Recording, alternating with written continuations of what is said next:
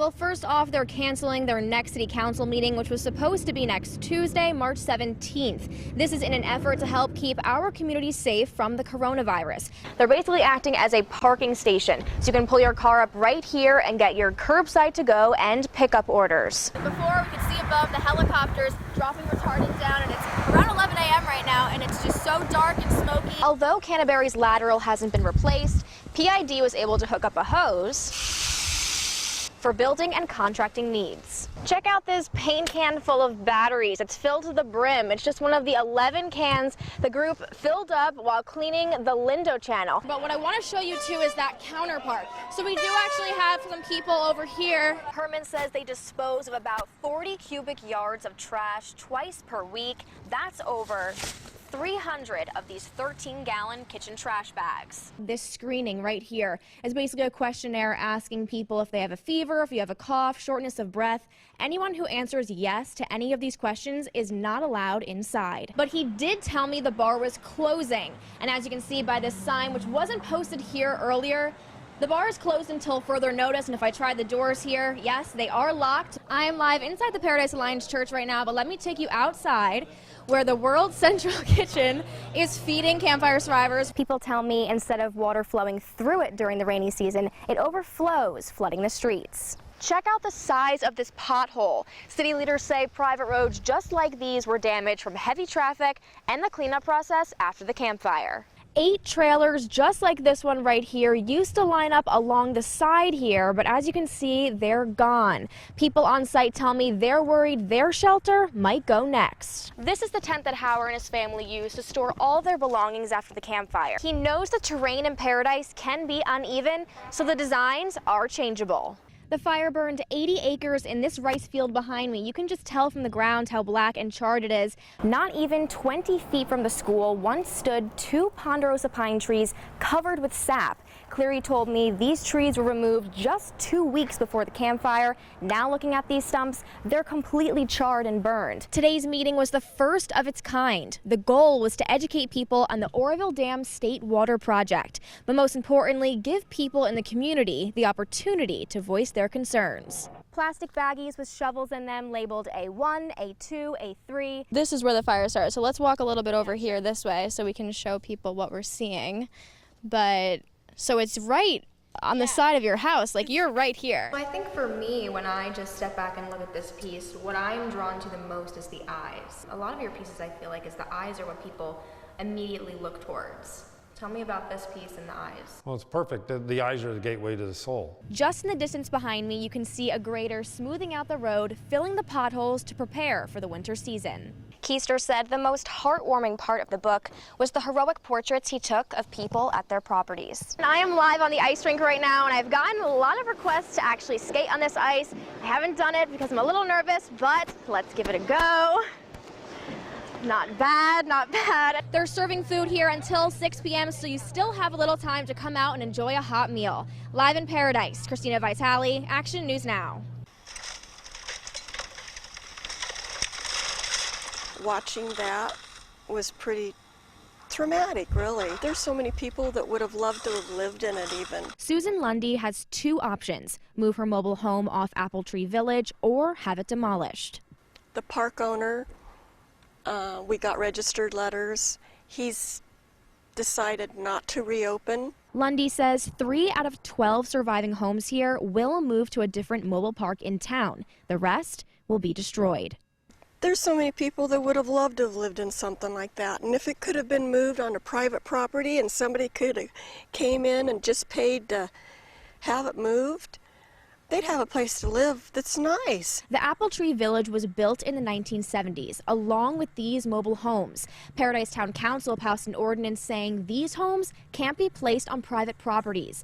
Lundy says those 8 homes set to be demolished could have helped house campfire survivors. There's hundreds and hundreds of private property up here for sale. It would be easy to do. Action News Now spoke to the Paradise mayor about this ordinance. Greg Boland said council was trying to maintain a balance when it approved the ordinance.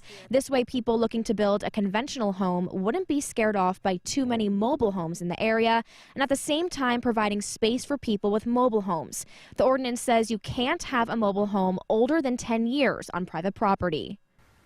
This looks just as nice, if not nicer, than some that I've already seen. You know, and people can have had a place to live.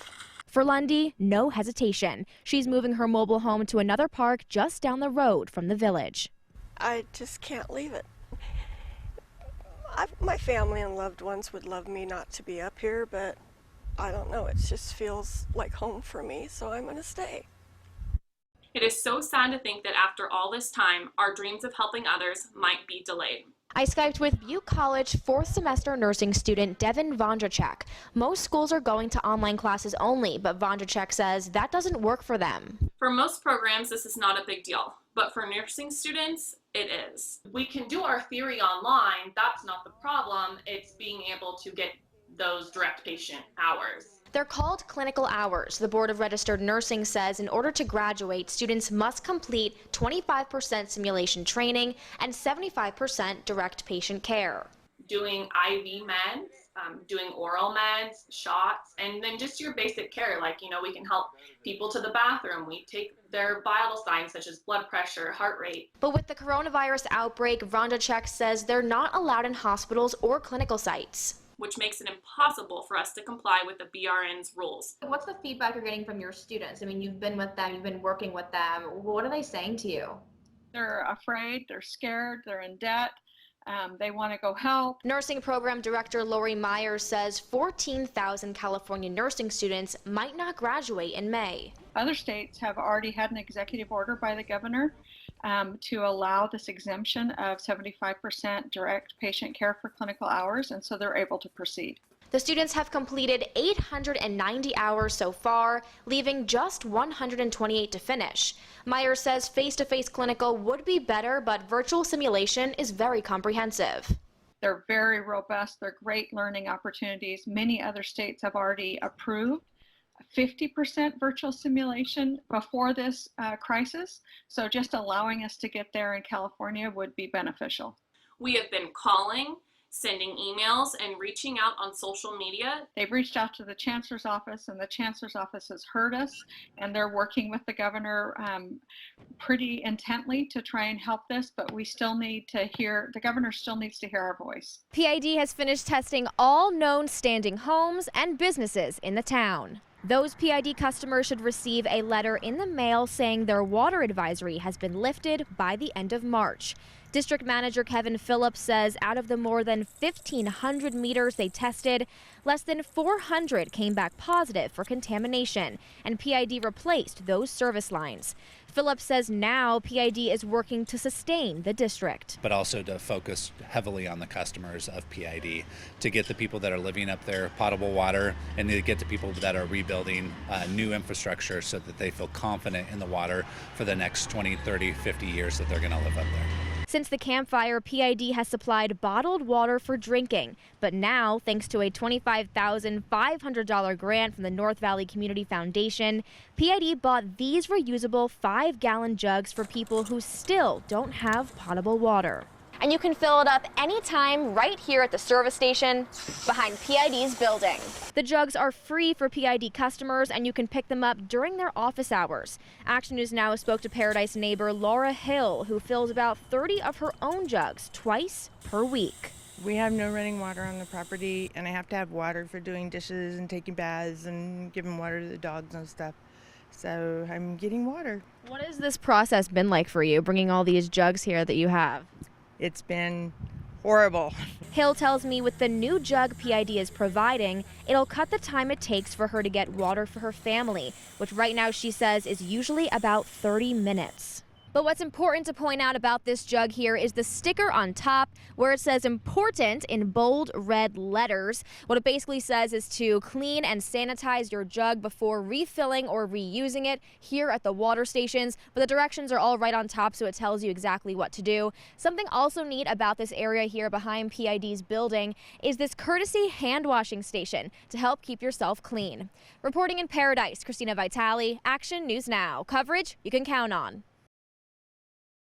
Thursday night, I was doing a live shot in Chico, right in front of the Immediate Care Medical Center. To give you an idea of where I'm standing right now, I am in the parking lot between the medical center and the shops at Mangrove. So while I was doing my live shot Thursday night, I happened to look down at my feet and I came across a needle. And so now it's Friday morning, I came back to check on it and it's still here. So what I'm going to do for you now is call the Northern Valley Harm Reduction Coalition and report the needle, and we'll see how long it takes for them to come pick it up. Hi, my name is Christina Vitale. I'm reporting a needle that I found in the parking lot. Okay, we just got a text.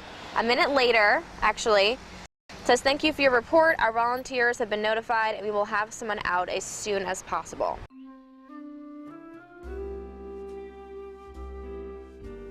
I reported the needle at 10:36 and it's 10:53. We had someone come out here to dispose of the needle. I had a couple questions that I wanted to ask her, but she didn't want to comment or be on camera. But again, 10:36, 10:53 is when they came to pick it up. The needle is gone, it's disposed of, it's cleaned, and all is well here. Back to you in the studio. But I bet there's 25% at least of the crop still out there. Rice farmer Matthew Sliger said looking around Butte County, there's more harvesting needed to be done. Well, that means those boys need to start cutting and cutting fast. Luckily, we've got some warm weeks, warm weather. This north wind has helped out quite a bit. But what hasn't helped was the recent PG&E power shutoffs. The rice needs to be dried down to a storage moisture. And that's what happens at the dryer. And if they can't dry the rice, then we can't harvest the rice. Sliger told Action News Now that can put a damper on the entire harvest operation. Imagine large heating columns that the rice moves up and down and it's blowing hot air on the rice, drying it down. That, of course, runs off electricity, and when they can't use those drying columns, they cannot move the rice out into storage and accept new rice. On a typical day of harvest, Sliger said they cut about 80 acres of rice. To give you an idea of how much that is, that's about 80 football fields. And from that, they produce 9,500 pounds of rice per acre. Sliger said the time frame to harvest was already short because of the late rains from April into May, which delayed their planting. We planted late. The rice still has the same life cycle, so it's well into October now. And we're trying to get this harvested as fast as possible before the fall rains start to come down, because we cannot harvest the rice when it's raining. But Sliger said not to worry. There shouldn't be a problem for consumers. So no one's got to worry about empty shelves of rice this season. No, but you should definitely stock up on your California rice. Reporting from Biggs, Christina Vitale, Action News Now.